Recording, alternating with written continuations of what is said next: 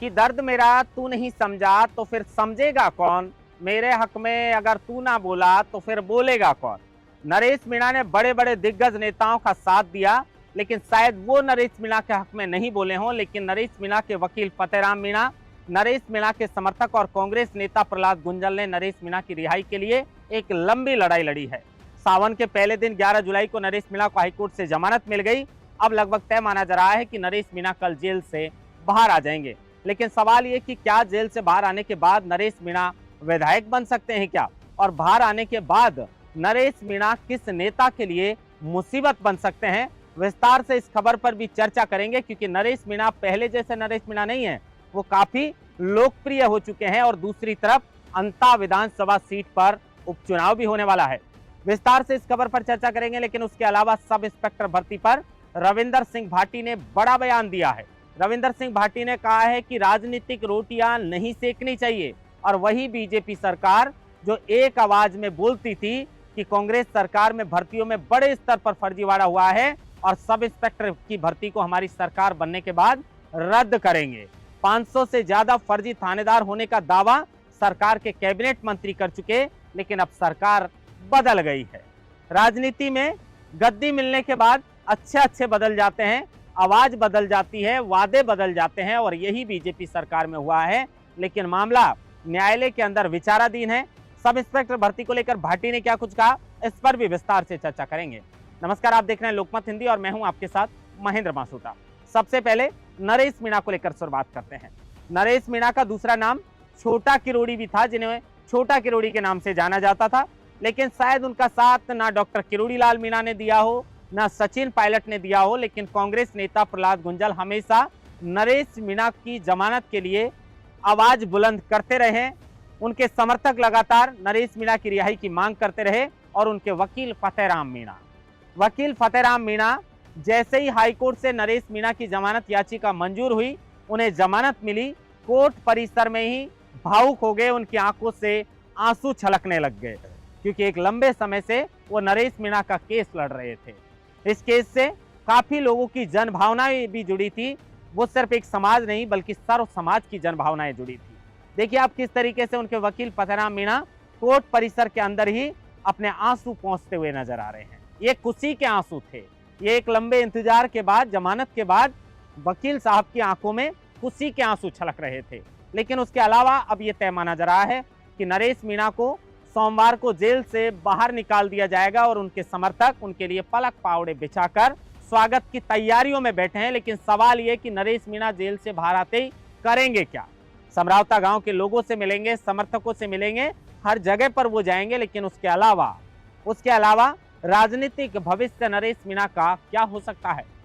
अंत में विधानसभा के उपचुनाव होने वाले हैं कंवरलाल मीणा की सदस्यता रद्द होने के बाद, तो अब लोग कह रहे हैं कि नरेश मीणा जो है वहां से अंता से ताल ठोक सकते हैं, और अगर ऐसा हुआ तो नरेश मीणा बीजेपी और कांग्रेस के दिग्गज नेताओं की नींद उड़ा सकते हैं, क्योंकि नरेश मीणा अब पहले वाले नरेश मीणा नहीं है। जेल जाने के बाद नरेश मीणा की लोकप्रियता कितनी बड़ी है ये हमें बताने की जरूरत नहीं है, अब सबको पता है कि वो एक पॉपुलर नेता बन चुके हैं। बड़े दिग्गज नेताओं ने भले ही उनका साथ नहीं दिया हो, लेकिन अब खुद नरेश मीणा भी एक बड़े दिग्गज नेता बन चुके हैं। क्या कांग्रेस पार्टी नरेश मीणा को अंता से टिकट देने वाली है? लेकिन अगर ऐसा हुआ तो वहां से प्रमोद जैन भाया, जो पहले से टिकट के इंतजार में हैं, 3 बार वो विधायक रह चुके हैं और कांग्रेस में अच्छी खासी पकड़ है, तो क्या राहुल गांधी नरेश मीणा को टिकट देंगे या फिर प्रमोद जैन भाया को टिकट मिलेगा? जो कुछ भी हो, लेकिन उनके समर्थक लगातार इस बात का दावा कर रहे हैं कि नरेश मीणा अंता से दावेदारी जरूर ठोकेंगे। अगर कांग्रेस से टिकट मिलता है तो ठीक है, नहीं निर्दलीय भी नरेश मीणा ताल ठोक सकते हैं। अब जो विधायकी का चुनाव लड़ते वक्त मतदान का बहिष्कार गांव वालों की मांग को लेकर किया, और उसी मामले को लेकर समरावता में ये थप्पड़ कांड हुआ, और समरावता में जो आगजनी हिंसा और उपद्रव फैला, उसी मामले को लेकर नरेश मीणा 8 महीने से जेल काट रहे थे। अब नरेश मीणा क्या जेल से बाहर आने के बाद फिर से विधायकी के लिए जो है वो दावेदारी ठोकेंगे, निर्दलीय ठोकेंगे, या किसी पार्टी से टिकट मिलेगा? बीजेपी में संभावनाएं कम हैं, क्योंकि जिस बीजेपी ने लंबे समय तक उन्हें जेल के अंदर रखा, और अगर बीजेपी के अंदर वो टिकट उनको मिलता भी है तो शायद ये नरेश मीणा के समर्थकों के लिए अच्छी बात नहीं होगी, क्योंकि उनके समर्थकों में बीजेपी को लेकर खासी नाराजगी है। तो हो सकता है कि अगर कांग्रेस पार्टी से टिकट नहीं मिलता है तो नरेश मीणा निर्दलीय ताल ठोक सकते हैं। समझौता के बाद अब ये जो देवली उनियारा के अंदर जिस तरीके की ये जो घटना हुई, उसके बाद 8 महीने नरेश मीणा ने जेल में बिताए, लेकिन जेल में काफी पक चुके हैं नरेश मीणा। और अगर अब अंता विधानसभा सीट पर चुनाव जो है होते हैं तो वहां से नरेश मीणा अगर दावेदारी ठोकेंगे तो ये कांग्रेस और बीजेपी के लिए बड़ी मुसीबत बनकर उभर सकते हैं। इसका भी इंतजार रहेगा, लेकिन कल का खास तौर पर हमें इंतजार है जब नरेश मीणा जेल से बाहर आएंगे और उनका स्वागत जोरों पर जो है उनके समर्थक करने वाले हैं। उसके इंतजार में वो पहले से तैयार बैठे हैं। आने के बाद क्या क्या उनके राजनीतिक फैसले होंगे जो वो लेंगे और किस तरीके से आगे वो चलने वाले हैं, किस तरीके से वो एक जनप्रतिनिधि की तरह लोगों की सेवा करने वाले हैं, ये हम लगातार आपको दिखाते रहेंगे और बताते रहेंगे। लेकिन अब रविंदर सिंह भाटी ने जिस तरीके से कहा है कि राजनीतिक रोटियां नहीं सेकनी चाहिए, सब इंस्पेक्टर भर्ती का मुद्दा, अब ये सब इंस्पेक्टर भर्ती का मुद्दा हम भी बहुत सारी खबरें इसको लेकर चला चुके हैं कि किस तरीके से वही बीजेपी सरकार जो कांग्रेस राज में ये कहा करती थी कि कांग्रेस राज में 18 में से 17 भर्तियों के पेपर लीक हुए हैं। कैबिनेट मंत्री किरोड़ी लाल मीणा अब तक इस भर्ती को रद्द करने की मांग करते रहे थे। एडवोकेट जनरल ने इस भर्ती को रद्द करने की सिफारिश की। एसओजी भी इस भर्ती को रद्द करवाना चाहती थी। यहां तक कि किरोड़ी लाल मीणा अब तक ये कहते रहते कि भर्ती को रद्द करना चाहिए। सब कमेटी ने भी यही जवाब दिया था, लेकिन अब सरकार का साफ रुख भर्ती को रद्द नहीं करवाने की ओर है।